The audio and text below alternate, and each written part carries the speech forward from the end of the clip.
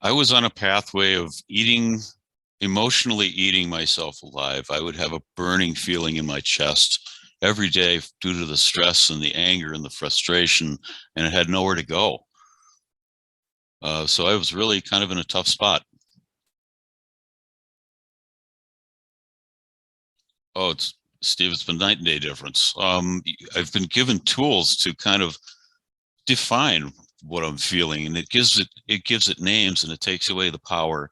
Uh, PQ reps have transformed how I think. It's shifted my ability to be less reactive, to take on less negative energy, to really kind of bring a light back into the room as well. I was a bit of a kind of a negative person, and What did this program has really kind of taken that away. It's given me a pathway out into the light, really. I don't mean to sound dramatic, but it's true.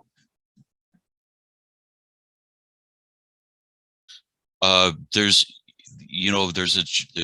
there's a perception, or at least from internally, that I was going to be judged, that exposing myself to someone else and showing my vulnerabilities and things would be unpleasant. And you really were, you provide a judge-free, supportive environment.